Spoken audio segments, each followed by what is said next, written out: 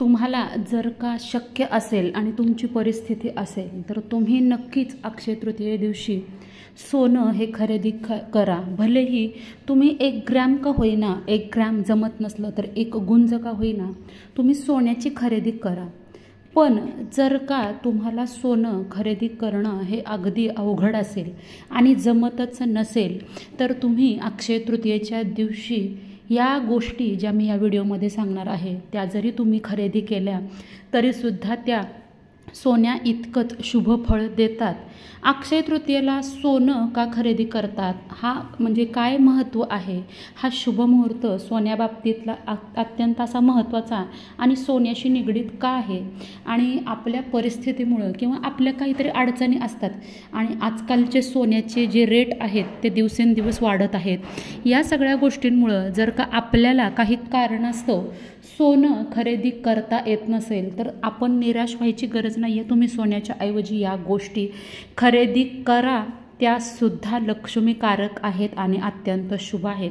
तर त्या कोणत्या गोष्टी आहेत त्या अगदी साध्या सोप्या जे की कुणीही व्यक्ती त्या सहज खरेदी करू शकेल। सगळ्याच गोष्टी खरेदी करण्याची गरज नाही आहे, त्यातली एखादी जरी गोष्ट तुम्ही खरेदी केली किंवा एकापेक्षा जास्त खरेदी केली तरी चालते, पण कमीत कमी एखादी तरी गोष्ट खरेदी करा।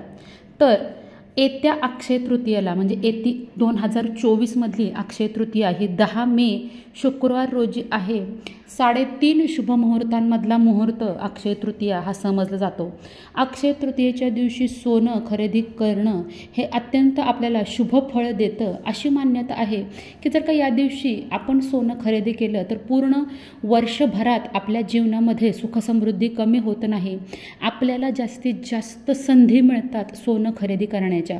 आता सोनं खरेदी करण्याच्या संधी मिळतात याचा अर्थ तुमची भरभराट होते, कारण सोन्याचे रेट, सोन्याचं जे पैसे लागतात सोनं खरेदी करायला ते तुमच्याकडं भरपूर येत जातात आणि त्यामुळे तुम्ही सोनं हे खरेदी करू शकता। म्हणून तुम्ही आज तुम्हाला मी सांगितल्याप्रमाणे 1 ग्रॅम का होईना, 1 ग्रॅम नसेल तर 1 गुंज, 1 गुंज म्हणजे अगदी कमी, म्हणजे अगदी एखादा सोन्याचा मणीसुद्धा तुम्ही खरेदी केला तरीसुद्धा ते सोनंच आहे। तुम्ही अगदी 1 गुंज घ्या, 1 मणी घ्या, नाहीतर 1 ग्रॅम घ्या, नाहीतर 10 ग्रॅम घ्या, सोनं हे सोनंच आहे। त्यामुळं सोन्याची खरेदी तुम्ही करू शकता। पण आता बघा, प्रत्येकाच्या आयुष्यामध्ये काही ना काही अडचणी असतात आणि त्यांना सोनं खरेदी करणं हे जमतच नाही, तर त्यांनी काय करायचं आहे, तर त्यांनी सगळ्यात महत्त्वाचं म्हणजे कुठली गोष्ट खरेदी करायची, सगळ्यात पहिली गोष्ट म्हणजे सैंधव मीठ। तर मीठ हे लक्ष्मीचं कारक आहे। पैसा, सोनं म्हणजे लक्ष्मी समजतो आपण, घरामधली संपदा, घरामधली संपत्ती हे पैशाला, लक्ष्मीला म्हणतो। तर मीठसुद्धा समुद्रातून निघालेलं आहे। जेव्हा समुद्र मंथन झालं तेव्हा समुद्रातून लक्ष्मीनंतर जी गोष्ट बाहेर पडली, तुम्हाला सगळ्यांना माहीत आहे, माता लक्ष्मी ही समुद्रातून प्रकट झालेली आहे आणि माता लक्ष्मीनंतर दुसरी समुद्रातून जी गोष्ट मिळाली ते म्हणजे मीठ, सैंधव मीठ। तर सैंधव मीठ हे आपल्याला खरेदी करायचं आहे। हे खरेदी करणं हे खूप शुभ आहे, पण एक गोष्ट लक्षात ठेवायची, या दिवशी जरी मीठ खरेदी केलं तरी सैंधव मीठ हे त्या दिवशी आपल्याला खायचं नाही आहे। दुसरी गोष्ट म्हणजे मातीचं मडकं, जे की घट, कलश म्हणतो, नवरात्रामध्ये आपण घट जो बसवतो किंवा माठ म्हणा पाणी पिण्याचा, कुठलाही मातीचा घडा, त्याला डेरा म्हणतात काही ठिकाणी माठ म्हणतात, काही ठिकाणी मडकं म्हणतात। तर हा मातीचा जो माठ आहे, घडा आहे, तो खरेदी करणं हे सोन्याबरोबर आपल्याला फळ देतं। मातीचा घडा खरेदी करून तुम्ही तुमच्या घरामध्ये लक्ष्मी आकर्षित करू शकता। या दिवशी अत्यंत शुभ गोष्ट ही तुमच्या हातून घडेल। नंतरची एक गोष्ट म्हणजे बघा, पिवळी मोहरी, तुम्हाला माहीत असेल आपण साधारण जेवणामध्ये कायम काळी मोहरी वापरतो, पण पिवळी मोहरी ही माता लक्ष्मीला अत्यंत प्रिय आहे, जी की आपण त्याचा वापर बघा लोणच्यामध्ये वगैरे करतो। तर तुम्ही पिवळी मोहरी ही या दिवशी खरेदी करू शकता। त्याच पद्धतीने पिवळ्या रंगाची कवड्या ह्या माता लक्ष्मीला अत्यंत प्रिय आहेत। पिवळ्या रंगाची कवडी आणून तुम्ही त्या दिवशी त्याची पूजा करून ती तुम्ही देवाऱ्यात स्थापन करू शकता। अन्यथा एखाद्या लाल रंगाच्या कपड्यामध्ये बांधून तुम्ही तिजोरीमध्ये तुमचं सोनं नाणं जिथं असतं, पैसे जिथं असतात तिथं तुमच्या लॉकरमध्ये ही पिवळी कवडी ही ठेवू शकता। त्याच पद्धतीनं जर का या दिवशी तुम्ही कापूस खरेदी केला, अक्षय तृतीयेच्या दिवशी जर का काही कापूस तुम्ही खरेदी केला तर तुमच्या जीवनामध्ये शांतता राहते आणि धन हे तुमच्याकडं आकर्षित होतं। त्यामुळं तुम्ही कापूससुद्धा खरेदी करू शकता। कापूस म्हणजे कापूस आपल्याला कशा लागतो, वातीच्या स्वरूपात लागतो। एखादी गेजमाळ असते जी की कापसाची माळ आपण घालतो, फुलवाती असतात कापसापासून बनलेल्या। ह्या गोष्टी तुम्ही अक्षय तृतीयेच्या दिवशी खरेदी करू शकता। त्यांना तुम्हाला निश्चितच शुभफळ हे मिळणार आहे। पुढची गोष्ट म्हणजे हरभऱ्याची पिवळी डाळ जी आपल्याला माहीत आहे, पुरणावरणाचा जेव्हा स्वयंपाक केला जातो, पुरण ज्या डाळीपासून आपण तयार करतो, पुरणाला जी डाळ लागते ती म्हणजेच हरभऱ्याची डाळ। आणि हरभऱ्याची डाळ ही आपल्या प्रत्येक सणावाराला, प्रत्येक शुभकार्यामध्ये आपल्या देवांना जेव्हा मग आपण पंचपक्वान्नाचा नैवेद्य करतो, पुरणावरणाचा संपूर्ण नैवेद्य करतो, तर ती डाळ आपल्याला गरजेची असते। आणि ती आपल्या पूर्ण ह्याच्यामध्ये महत्त्वपूर्ण आपल्या शास्त्रामध्ये सांगितलेली आहे। त्यामुळं तुम्ही तीसुद्धा डाळ सोन्या इतकीच महत्त्वाची आहे, तुम्ही तीसुद्धा खरेदी करू शकता।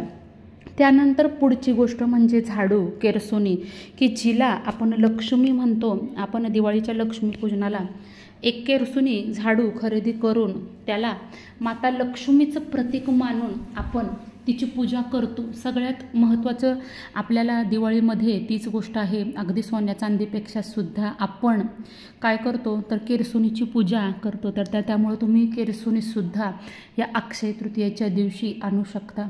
या दिवशी कुठल्या गोष्टी आणायच्या नाही आहेत, कुठल्या गोष्टी करायच्या नाही आहेत, ह्या बाबतीत मी ऑलरेडी एक व्हिडिओ पोस्ट केला आहे, तरीसुद्धा थोडक्यात तुम्हाला या व्हिडिओमध्ये सांगते। कुठल्याही पद्धतीचं प्लास्टिक आणि स्टीलची गोष्ट या दिवशी खरेदी करू नका। त्यावर राहूचा प्रभाव असतो, तुमच्या पत्रिकेत राहूचा दोष आणखीन वाढेल। त्यामुळं खरेदी करायचीच असेल तर तुम्ही भांडी खरेदी करायची असेल तर तुम्ही पितळेची भांडी खरेदी करू शकता। कारण पितळ बघा चकाकलं घासलं की अगदी सोन्यासारखं दिसतं। पूर्वीच्या काळातले जे लोक राजे महाराजे वगैरे होते ते चांदी सोन्याच्या ताटामध्ये, सोन्याच्या भांड्यांमध्ये जेवत। पण सर्वसामान्यांना सोनं परवडत नसेल तर सोन्यासारखंच दिसणारं सोनं स्वरूपच पितळीची भांडी बघा पूर्वीच्या प्रत्येक घरामध्ये घरोघरी ही असायचीच। त्यामुळे तुम्ही ही सुद्धा गोष्ट खरेदी करू शकता, पितळी भांडी। पण स्टील आणि प्लास्टिक, लोखंड अशा गोष्टी खरेदी करू नका।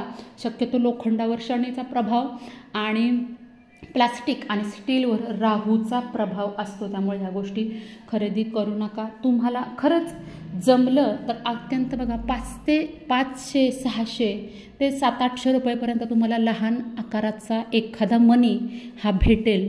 तुम्ही सोनाराच्या दुकानातून जाऊन कमीत कमी एखादा मणी जरी खरेदी केला आणि नंतर आपण गळ्यामध्ये मंगळसूत्र ओवतो, त्या मंगळसूत्रामध्ये सुद्धा कुठंतरी तो ॲड केला काळा मणी तरीसुद्धा तुम्हाला तो उपयोगीच पडणार आहे।